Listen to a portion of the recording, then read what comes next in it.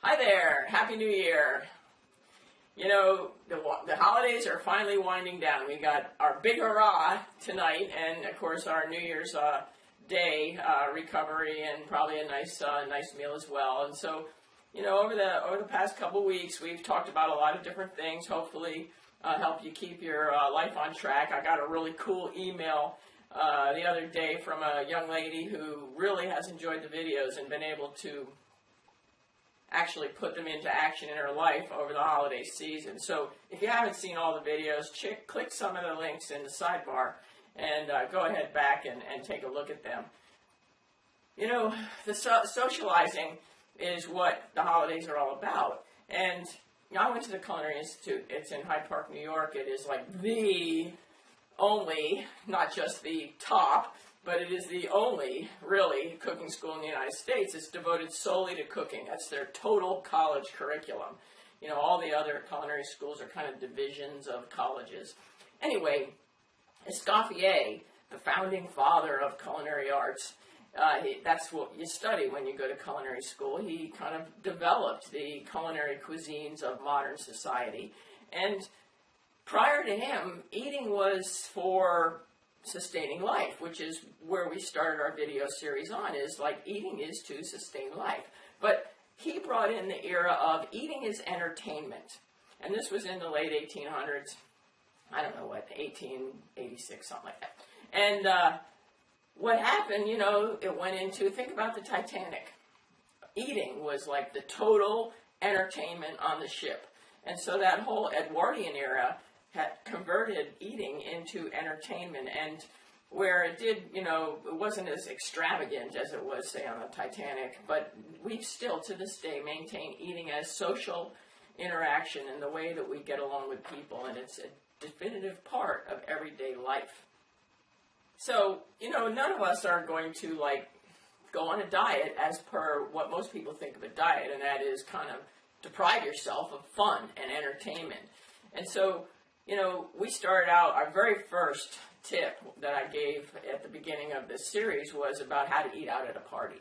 And, you know, that's what I teach, is how to make choices using skills so that you have the knowledge and the education to make good choices as opposed to having to use willpower all the time. And, like, for example, when you're eating out at a party, you know, the only cracker that you can buy in a conventional grocery store these days, I mean, there are grocery stores that have a whole variety of real quality whole grain food crackers. But if you go to a normal everyday grocery store, it doesn't matter what the cracker says. You know, it might say wheat on the front, but in literally the only whole grain, truly conventional, mainstream cracker in the grocery store is your woven wheats or brand name Triscuits. Those are the only whole grain crackers. So you're at a buffet, you're having cheese and crackers. Look for the Triscuits, because most people do have a variety of crackers out there. And so that's kind of a skill to know how to pick the right things and make the right choices. Another example of a good skill, as opposed to needing willpower, you know, I love chips. I love salty snacks, let me put it that way. I'm not a chocolate fan. And yet, part of the program, 6 Weeks to the New You, or the WOW program as I call it, is to be able to pick better choices so that we aren't like skipping everything that we enjoy. And you know, at your buffet we have all kinds of chips and crackers and things, and so what about picking the one that most of the time, the chip or the corn chip or potato chips, doesn't matter. The flavored ones are the ones with the chemicals in them. And so learning how to pick out which chips are going to be easier to eat less, because chemicals are addictive and they cause our brain to want more. And so, yeah, I'd pick out one that has no chemicals in it or has no added flavors. It would be a safe bet if you're at a party and you can't look at the ingredient list. But pick out the one with no chemicals, and chances are it will be easier to stop. You know the old saying, I bet you can't eat just one. Well, when it's just potatoes, fat, salt, in other words, that's what potato chips are, potatoes, fat, salt, or it's just corn, you know, olive oil or canola oil and salt, it's easy, they're still good, you know. It's easier to stop eating them than it is when they have chemicals in them. And so being able to recognize a choice and still enjoying your favorite salty snack or your favorite chocolate snack. Because there are, as we all heard, chocolate has health benefits, right? But it certainly doesn't have health benefits if it's full of chemicals and we eat too much. And so having the skills to make the good choices is half the battle in today's society, because food is no longer sustaining life. What we're doing now, and it's not that food is changing, it's just that our processes are changing. I hear people say all the time, I don't know what to eat next because they keep changing the rules as what's healthy. Well, it's not that they're changing the rules as to what's healthy, because our bodies were developed, 7 million years ago, and what's healthy to our body is still healthy. A lemon is a lemon, an orange is an orange. Vitamin C that comes from an orange is still just as good for us as it was 100 years ago. But what happens now is we are manufacturing consumables. See, the definition of food, and we already talked in one of the other videos about the definition of diet, but the definition of food is organic matter eaten in a healthy diet. It kind of supports our definition of diet, doesn't it? And so the problem is that organic matter, a lot of our food's not organic matter anymore. It's manufactured products that we consume. And so being able to recognize what good food is, it's still going to taste good. And so we can still enjoy the everyday social activities. Another quick tip that is really easy to use in a restaurant or in a party environment, and I'm going to keep this short because I got to clean my house. I have some people coming over tonight for New Year's Eve, and I'm sure you got things to do too, so we're going to wrap this up here pretty quick. And one of the best tips that I can give you right now when you're at a party or in a restaurant would be to say, oh, this looks good, or oh, is this homemade? And in a party environment, if it's not, it's no big deal. But if it is, you have an opportunity to compliment the hostess. And so it's not a question that is rude. In a restaurant, when you're talking to the server, which salad dressing is homemade? Or do you make this from scratch? This is a question that gives you so much information about the product. Because on the restaurant menu, they put that little heart there, or that little star, meaning it's heart healthy, or it's low fat, or whatever. But maybe it's low fat, and yet it's all chemicals. And so, if it's homemade, they didn't use any high fructose corn syrup, because nobody has high fructose corn syrup in their house.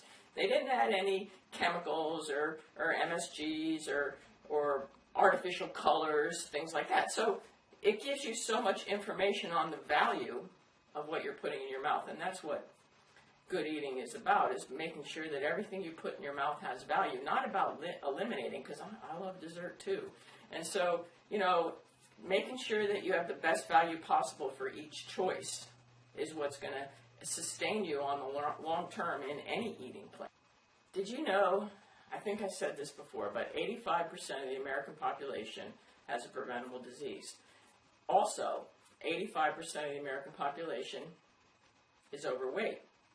Now that's pretty scary, and it doesn't really matter what country you live in. If you're in an industrialized nation, I'm sure your statistics are probably pretty similar, although they might be a little bit different. But nonetheless, it's still a really scary thought. And if you take that with another statistic that is out these days, and that is that the generation of children born since 1990 are the first generation of Americans to have a shorter life expectancy than their parents. Now that's pretty scary when you think about it. And the reason for it is because these children have been eating nutritionally deficient foods from the day they're born, or at least manufactured products, and not so many natural food choices. And, as more and more countries around the world follow in the footsteps of Americans, which is not a good thing, I think. I apologize for that. That's a little embarrassing, don't you think? It's scary and it's not right. And so, you guys can change the world. That's why every January I like to relaunch and put extra effort into the 6-week program, because we had literally hundreds of people have an interest in this. Now, you know, day after tomorrow, New Year's starts. It's time to start our New Year's resolutions. And we can change the statistics for the people that we know. I can change it for you, and you, in turn, can change it for the people around you. Even if it's just a small number of people, like your nieces and nephews, you know, just teaching them how to pick a good soda. Not that we really want them to drink soda. But, you know, there are choices that can be made, and even if it's only small, it's going to impact their life, because that statistic, the children born since 1990 are the first generation to have a shorter life expectancy than their parents. We have the capability of changing that for them, and we can do it on our own level of the people that we can impact. So the more people that join the 6 weeks program now for New Year's, the more people we can change. And I can't be the personal coach for everybody. So the people that join the New Year's program in the first couple days of January are the ones that I am like 911 of the kitchen for. I guarantee that I am available by phone for the entire month of January. And so we're going to launch the 6 weeks to the New You program for New Year's resolutions on January 2nd. That will be day after tomorrow. And I'm going to send you email around noontime that it's time to join. But I'm going to have to cut it off after a couple days because I'm adding on all kinds of extra services so I can be of service to you and we can get the most out of this, the most bang for our buck. We can change as many lives as possible because we have the opportunity to do that right now.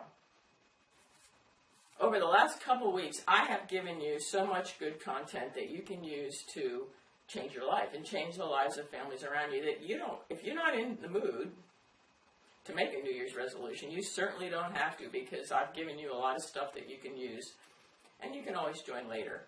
And next week, we're going to launch this extra support. You got Deb Bixler's undivided attention for your New Year's resolution of weight loss, or not necessarily, it doesn't have to be weight loss, just getting healthy. And so life is about choices. And, you know, a lot of people say, oh, you're really lucky. That's how I named the website. You know, you're really lucky. You have a high metabolism. You're really lucky. You're healthy. And I often say, well, I don't say it. I think it. If you did as much as I did, you'd be lucky too. Because luck is based on action, whereas chance, that's different. Everybody has equal chance. You buy a lottery ticket, you have equal chance. Whereas luck is based on action. If you don't buy a lottery ticket, you're never going to be lucky. And so if you don't take action, you're never going to be lucky. And so luck is based on action, and you can change your luck. Whereas chance is everybody has equal chance. And one of my favorite quotes, we started with Albert Einstein, we might as well finish with him, right?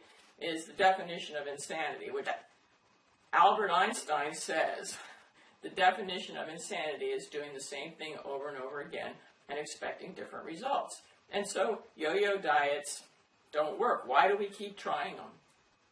So it's time to make a stand at doing something different. Make a choice to change your luck.